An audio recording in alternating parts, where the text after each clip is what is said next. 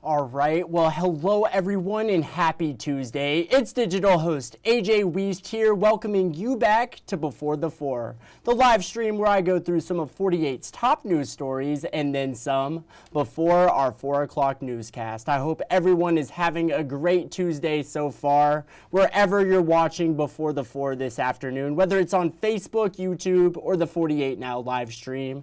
As always, thank you so much for watching and spending just a bit of your Tuesday afternoon here.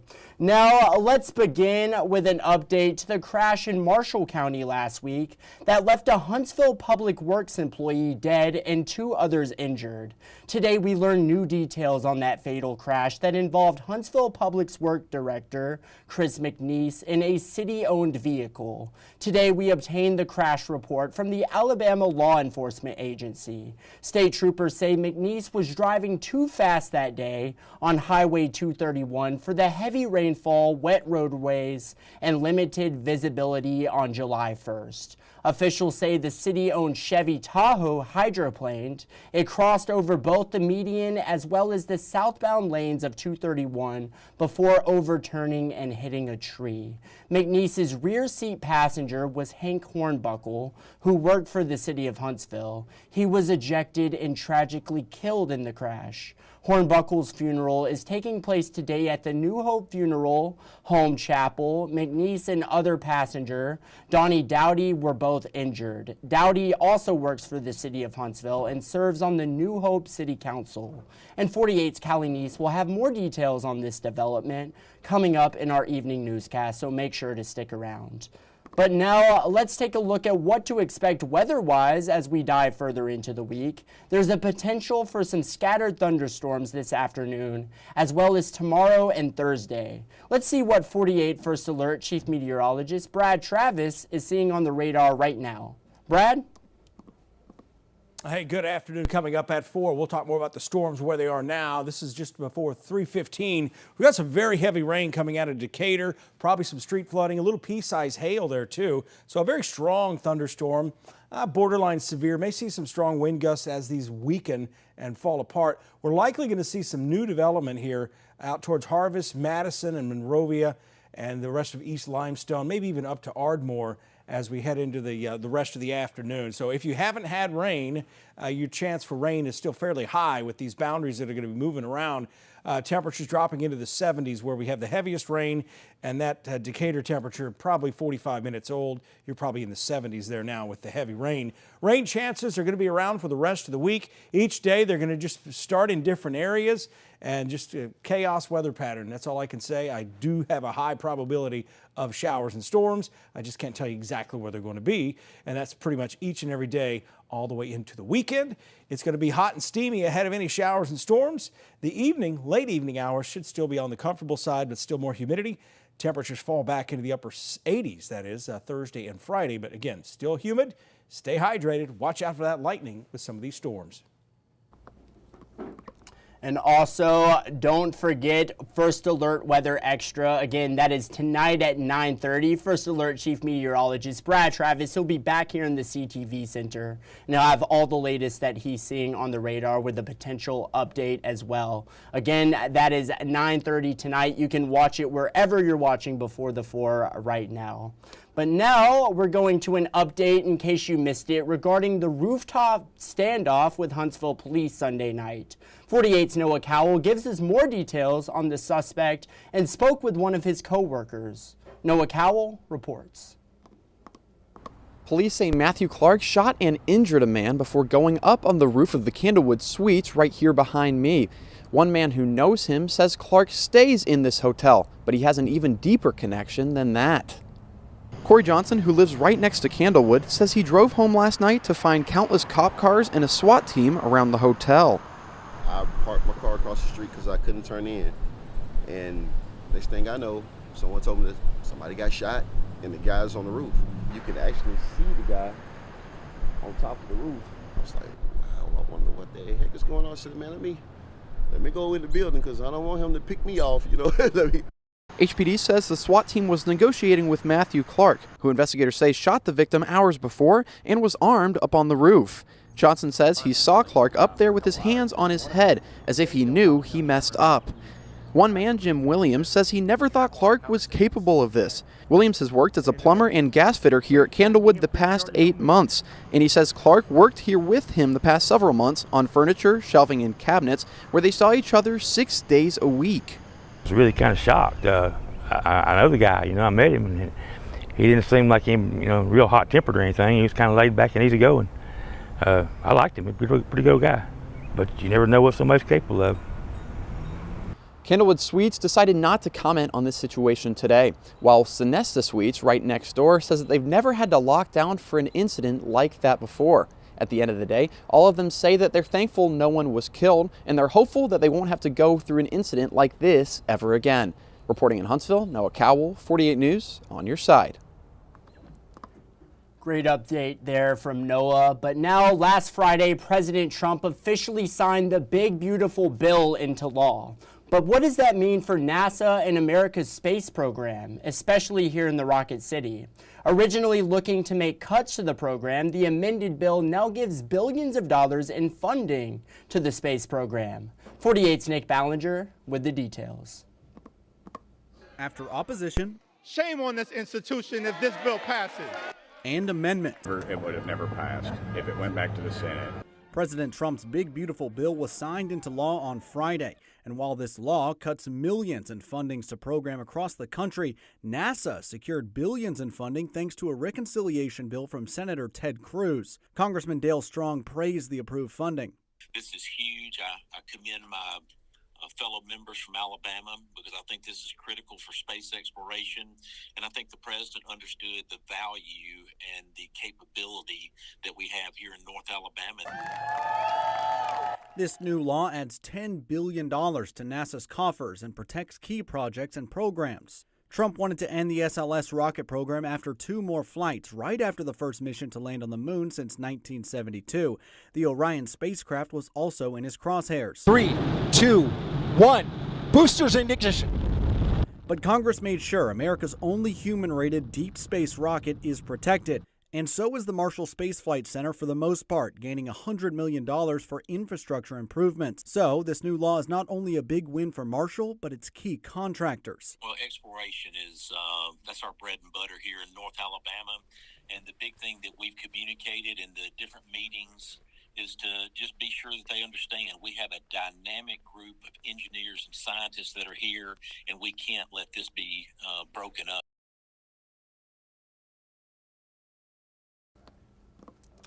But now we're going to head to break, but coming up, details on a Buckhorn High School and Auburn basketball star now getting his shot to prove himself at the next level, and an awesome once-in-a-lifetime story you're just not going to want to miss. It's all ahead. I'll be right back in 1 minute.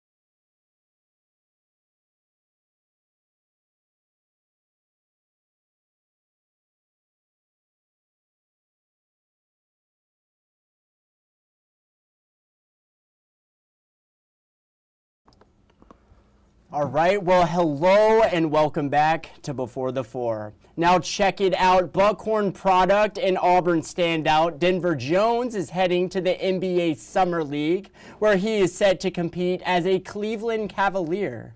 48 sports anchor Cam Durr with the details.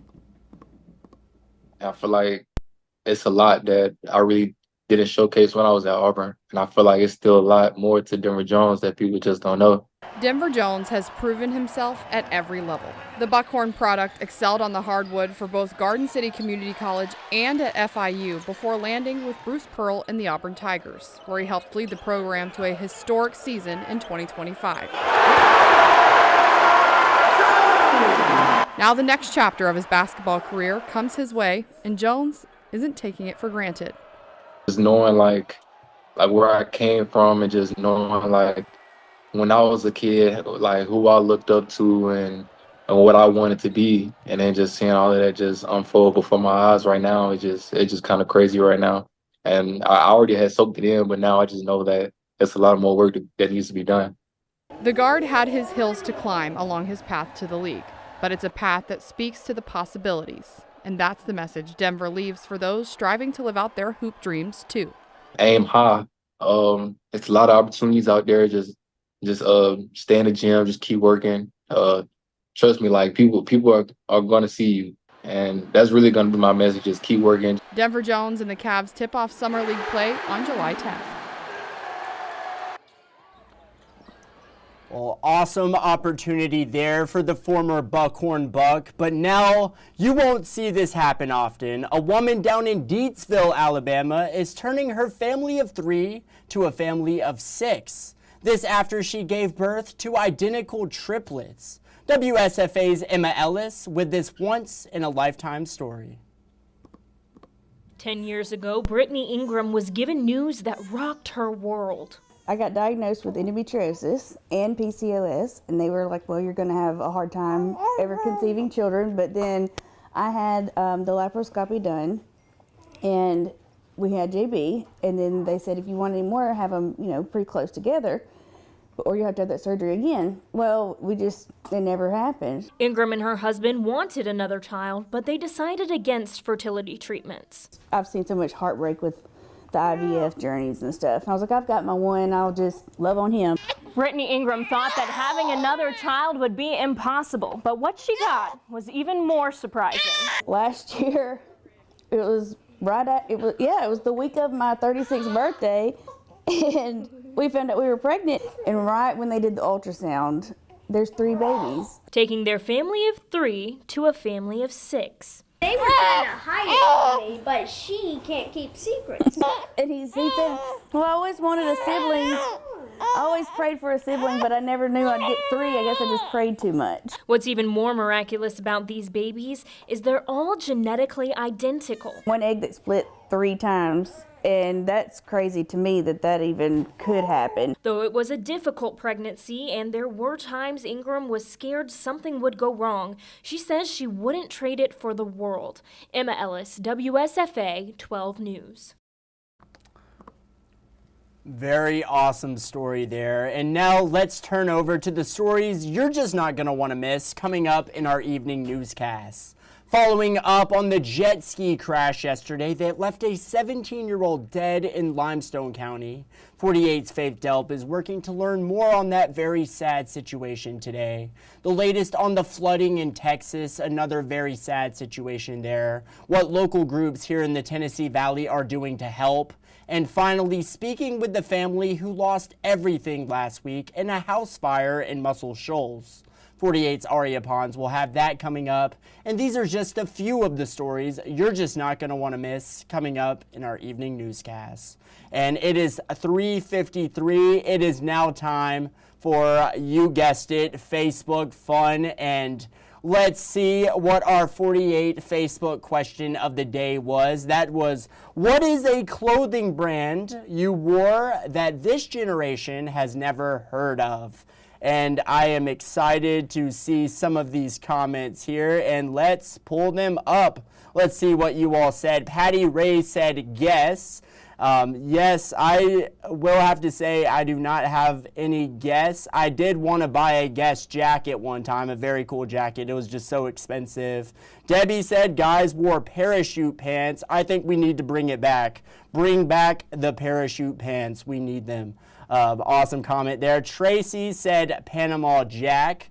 I think I've had a couple Panama Jack shirts in my day. I'm not really sure exactly, but I think I had at least 1 or 2. Bobby said 999 jeans. Buster Brown, Andrew Reed said that. Of course, the Buster Brown shoes, kind of a penny loafer type shoe. Did not have any Buster Browns, but I say we bring that back too. That with the parachute pants. Awesome comment. Christina said guess and limited too. Awesome. And then Cindy, she said bell bottoms. Of course, the bell bottom jeans. You see some people bringing those jeans back, wearing the bell bottoms. Adam, Fubu, and Dada. 100%. I do see some people still rocking the Fubu and the Dada every now and then. And then Jenny said LA Gear. I don't believe I've heard of LA Gear.